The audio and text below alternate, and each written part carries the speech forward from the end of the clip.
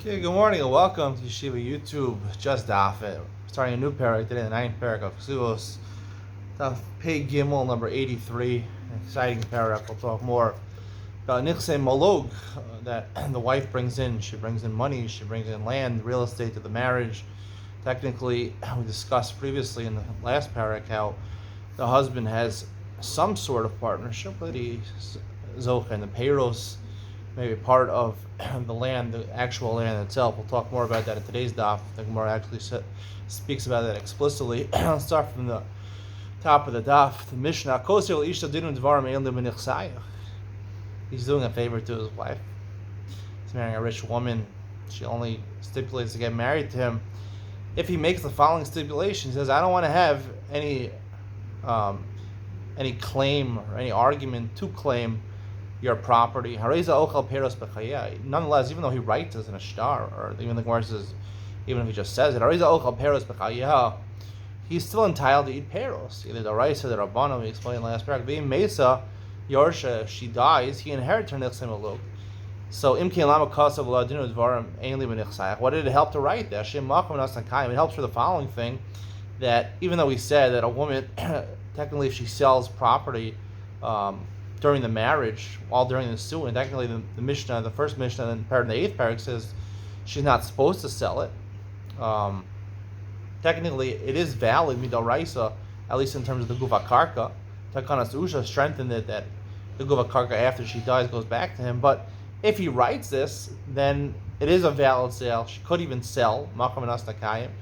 Actually, sounds b'di'evet. She makam nastakayim. It is valid even b'di'evet, and even after she dies, he can no longer claim the land. He adds in the word perosein, not just in your property, also in the peros. So two things he loses. First of all, he loses the gufa karka if she sells, and second of all, he loses peros. However, he still retains the right to inherit her if she didn't sell anything.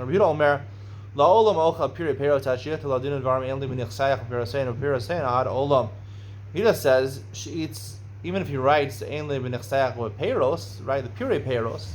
Pure peros is, we'll see in the Gemara explains that basically you have land and that produces trees, which produce fruit. Now he's entitled to eat the fruit of the trees. Let's say he would sell the fruit of the trees, buy new land, and then that land would produce new fruit bearing trees, and that fruit would be called pure peros. So Yehuda says, if you just mention the word peros without mentioning pure peros, so then he gets to eat the secondary peros. He has to add pire perosein ad olam. Tomorrow we'll talk about whether you have to say both pire perosein and ad olam forever. He adds in not just in your life but also in your death. This functions to passel him from getting any of the benefits from the land. Even he wouldn't inherit, even if she didn't sell the land. If she dies, he's not entitled to Yoris Nichse Maluk according to Tanakama. Omer, he may say Yershena, if she dies, he still inherits her, even if he wrote that. Shmuel holds, if you stipulate against something which is written in the Torah, right? It says in the Torah Midoraisa, the husband inherits his wife's property. If Yirash La, the pasuk says in Bamidbar Chav Zayin, Yirash La, the Gemara darshans that he inherits his wife's property. So you can't make a stipulation to go against the Torah. The Torah says he inherits her. You can't say I'm not going to inherit her. Just like if you say the Bechor is not going to get a double portion, it's called Masa Mashakotz B'Torah. It's Machlokas, whether you could be Masa Mashakotz B'Torah. The Gemara will discuss that. Chol Masa, according to Rosh Hashanah, Chol Masa Mashakotz B'Torah, to know Batel, he can't do it. His stipulation is invalid. The Gemara says Tani Rabbi Chia adds HaOmer Le'ishod. Kosev is not Dafka. Even he doesn't write. Right, he's not foregoing certain rights to his wife's property in an official shtar in a written document. Even though merely saying these things, he forgoes his rights to whatever it says in the Mishnah. So the Gemara says the fact that he wrote these things in this, he stipulated in a formal document. According to Rechia, he said it. My heavy. What does it help? Atani, the Brayz says Omer Chavero Dinu Dvar Me'enli Al Sadazu Ve'enli Ezek Ba V'Yadam Misudakis Himano. Right, if he has a partnership with someone in the field, and he says to his friend, right, I don't have any claim against this land, or I have no interest in this land, or I'm removing my hands from this land. Lo Omer Klum, you technically own it. That's not a way of foregoing ownership just by saying these things and writing these things. You have to actually be makneh. You have to do a formal kinyan to your friend. So how does it work over here?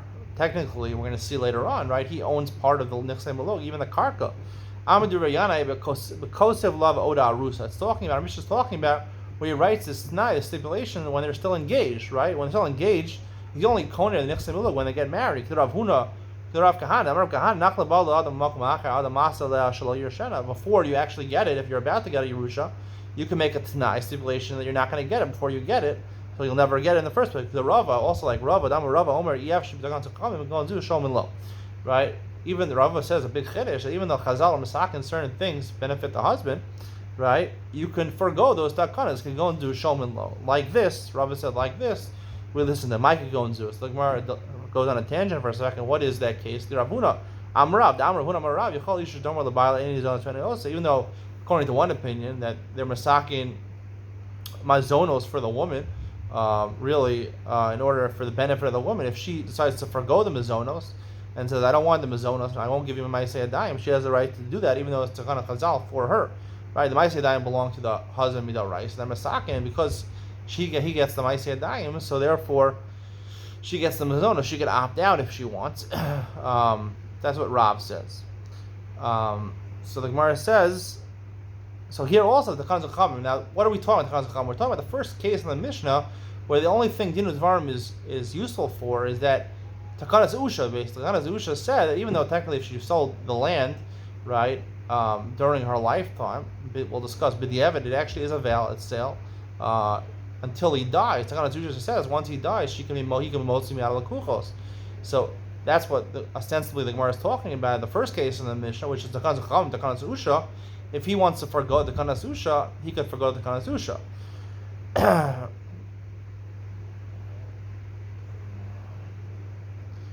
So the Gemara says, "Ihachi afila nesuanami." Right? If it's true, right? So then also she could do it while they're married. Also, if you can forgo the Takanas Chazal, why can't you do it when you're married? Also, Amar Abaye nesua yado kiyad. The Gemara introduces something which I already stated before, but maybe it's a chiddush now. That when you get married, the land belongs to you also. The land belongs to you. You're shutfas in the land. Rav Amar Yado Adifa Miyada. He's actually not just a shutaf. His ownership of the land is better than her. I don't think it means they don't own it. They each own 50%. It just means, like we said, by Nechsim Miluk, he can force, if it's ksafim, it's going to depreciate in value. He can force her to buy a better property, real estate, in order that she should do this proof and should appreciate in value. That's what means Yada Adifa Miyada. Basically, the Gemara is introducing what I've said all along is that he owns part of the land. So all the Gemara is saying over here, yes, in terms of forgoing the right Takanas Chazal, he can forgo that right. However, in terms of forgoing the Peiros, the second case of the Mishnah, or forgoing the Yerusha, inheriting that, he can't forgo those things. Even though the Yerusha would come after the death, he can't forgo those things because he already has a stake in the land. Like he has a stake in the land right now. Midoraisa, he owns part of the land, so he can't forgo that right now. Like the Gemara said before, because you say you have to make a kinyan in order to forgo part of that. You can't just say I have no argument, I have no taina, I have no claim to this land. That's not good enough. You have to make a kinyan. What's the nafkamina? What's the nafkamina between Abaye and Rava? Whether it's yado exactly yada or yado adifa miyada? L'shomeres yavam. Shomeres yavam. We talked about in the last parak, right? The husband dies and leaves a yavama, right? So what happens if the yavama dies before the yibam? Beishamai says he's split on a chasam. So Abaye is saying basically like Rabbi Shammai, he split it evenly between the heirs of the woman and the yavam, because whatever the brother had transfers to the yavam, so they have equal ownership over there. So it's not decided by the Nechsim Maluk who should get it. So you split it evenly. However, according to Rava, that he has a better kinyan on it.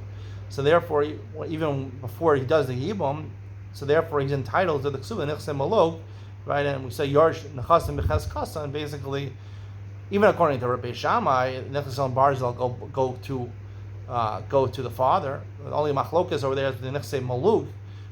So according to Rabbi Shammai, he split it. According to Rabbi Hillel, it goes entirely to the husband, to the yavam, even if he didn't do yibum.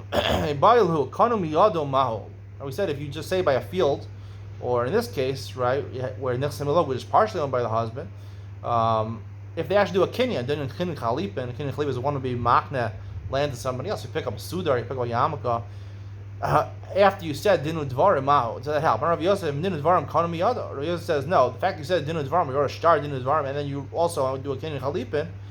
You do the kinyan chalipin just to formalize the dinu dvarim, so it's not effective. Rav Nachman Amar megufa shakar kanu miyado. No, the kinyan sudar, the kinyan chalipin, is distinct from the dinu dvarim, and therefore, like any kinyan chalipin, if he didn't say dinu dvarim, it would work. Amar Abayi mistama milsa Rav Yosef, mistaber milsa Rav Yosef, but orer. He says the halacha follows both of them in certain cases. Rav Yosef's case, where it doesn't work, right, the kinyan chalipin, but orer, after he says dinu dvarim, he protests. He says, no, I didn't really mean what I said. So obviously we know that he didn't mean to do a kinyan chalipin. Avaba omed mikufa shel karka kanu miyado. When he does the kinyan and then he stands still, doesn't do anything, doesn't protest. So then we assume that it's a valid kinyan chalipin. Amar Amemar hilchsa mikufa shel karka kanu miyado. Amemar says, we'll see in both cases, even if he protests, the kinyan chalipin is viewed as distinct kinyan, and it's not related to the din of dvarim. Amar le Rav Ashel Amemar ba'orer ba'omed. What are you talking about, Amemar? Are you talking about ba'orer, or even the case of omed? The ma'inaf kamina. Rav Yosef, like Rav Yosef made a distinction between orer and omed. Amar le lo shmirli. I never heard of Yosef's distinction. Klama lo svirli. He didn't mean to say he didn't hear it. He heard Rav Yosef's distinction. He just doesn't hold there's a distinction. Either way, the fact you made a kinyan chalipin shows that you relinquished your rights to the land. So the Gemara, the first line in the Mishnah, the first stanza in the Mishnah says, he says midin dvarim. So what does it help? So the Gemara says, why can't the woman say to him, you said dinu dvarim, right? Why do we only assume that he forgo one of the three things? He was willing to forgo the right to claim the land if she sold it. Amar Abayi yad bal shara tachtona. Right? After he said dinu dvarim, he does not want everything back. So she can claim at least one thing. Because she's yad bal shara tachtona, she's being motzi moment for him. She has a star, but technically, we don't possibly be shamai. She still has to collect from the husband. So therefore, her yad tachtona, her claim is less believed. So he could say whatever he wants. He can say at the most, but he has to give her something. He said dinu dvarim, so the lesser of the three things she's entitled to. The fact that he can't collect if she sells the land. Maybe I'm a piri. Maybe say the lesser of the three things is the payros. Amar Abaye butzina tav mikara. Right? Young gourds are better than fully grown gourds. A young pumpkin is better than a fully grown gourd because the young pumpkin will produce a better product, even though right now it's worth less. Right? The payros are not available right now, or they're not going to be available. Eventually, they'll accumulate to a much more valuable thing than the right to take the land if she sold it. Yerusha. Say the least chashuv thing, the least important thing is the Yerusha, the inheritance after death. Misa shchicha mechira lo shchicha, right? That she dies is very common. Not always common that a woman's going to sell her land. The matzah genish nafshin milsa lo shchicha, right? The lesser of the things that he'll relinquish, the first thing he'll relinquish is the right to reclaim the land. The fact that she would die, he would inherit her, he's not going to relinquish that. Ravashi Amar, Rashi he's not really adding anything, he's just explaining the Mishnah. The fact that he said b'nichsayich, the word nichsayich, property, so property does not include payros. Payros is not really property. B'nichsayich, the fact that he didn't say after death, like the end of the Mishnah, so therefore the property now, but after death, he's not relinquishing that to the Yerusha if she dies. Rehida Omer, La'olim Ochel Pirei Peiros. Rehida says, no, even if she wrote me Peiros, she gets to eat the Pirei Peiros. It's not about an Elohim Peiros, Elohim Pirei Peiros. So what's the distinction? Yechnisa Lo Karka, she brought in real estate to the marriage, asked the Peiros, it produced Peiros, fruit-bearing trees, or in Peiros. Those are called Peiros. Machar Peiros, that's how he took the fruits, which she's entitled to. V'lokach Mehen Karka, and then he bought real estate with him. Asked the Peiros, Hare and Pure Peiros, and then that land produced fruit-bearing trees. And there's fruit from that trees. That's called Pure Peiros, right? So Pure Peiros is entitled to, according to Rabbi Yehuda. Ibailu, the Rabbi Yehuda Pure Peiros dafka. When he says the word pure, he says Pure Peiros ad olam. You have to say, is Pure Peiros specific? Or Dilma ad olam dafka. What really is the binding? What makes it binding? The word Pure Peiros or the word ad olam? Maybe you need both of them. Really only need pure peiros. Ad olam lamli. Why do you have to write the word ad olam? They came in the cost of pure peiros. Come on, the cost of ad olam. Technically, according to this position right now, you don't have to write ad olam. The reason the Mishnah wrote is because once you write pure peiros, it means ad olam, meaning pure peiros and pure peiros. Right? If you keep on buying land with the fruits that can produce peiros, ad olam doesn't make a difference Once you're at Piri Peros, you relinquish everything. The Imtim Salom Rad Olam Daf. Maybe you have to specifically write Olam.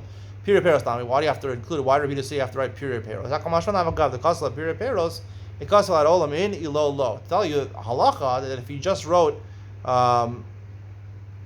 Piri Peros, it doesn't help. It only helps with Piri Peros, not Piri Peros, not the third generation Peros. So therefore, you have to write out Olam to tell me that's the most important thing. Inten Silomer Tarvayu Daf, you'll tell me both of them are necessary. Tarti Lam, why do you both? Asricha, because of the Piri Peros, Kasalat Olam, you should have Piri Peros, Havamina Piri Peros, Udalo Achel, Piri Peros Achel. The third generation Peros, he gets to eat. Lachi Esrech Ad Olam. Therefore, Ad Olam to tell you even the third generation Peros and on. Because of Ad Olam, we just wrote Ad Olam, because of Piri Peros, Havamina, Olam Peros Kai. Olam is talking about, I can never eat the first generation Peros. But second generation Piri Peros, I could eat. Lachi Esrech Piri Peros. Therefore, according to this explanation, you have to write Piri Peros and Ad Olam because both of them are necessary. He says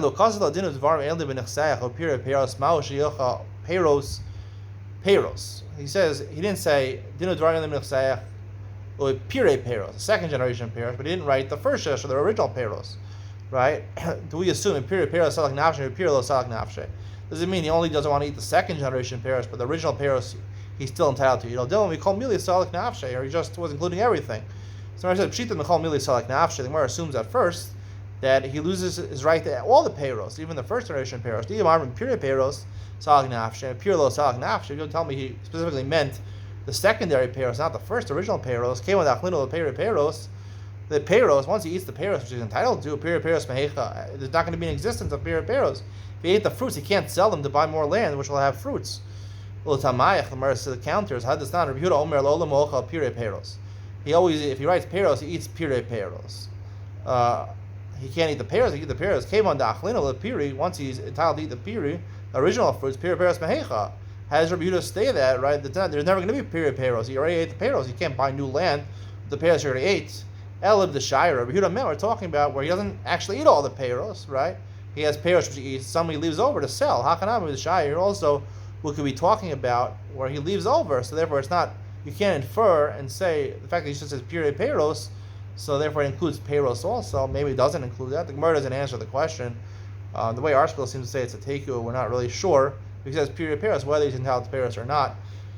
And I guess he would be entitled to it because Amotzi Mechaver al Avaraya, he owns half the karka, or Yadu Adifa Miyada Rava, so he owns the most of the karka, and the Peros Midaraisa he owns. Really based on that fact, Midaraisa, he owns the Peros based on the fact of Yado Adifa Miyada. I'm going to explain this more in Yud Ben Sian. Yado Adifa Miyada. This is critical understanding Nechsei Malog and why he's entitled to Peros Midaraisa, and why the answer to this question would be that Safek, he would be entitled to the Peros, but not to the Piri Peros. See you in Yud Ben Sian coming up next.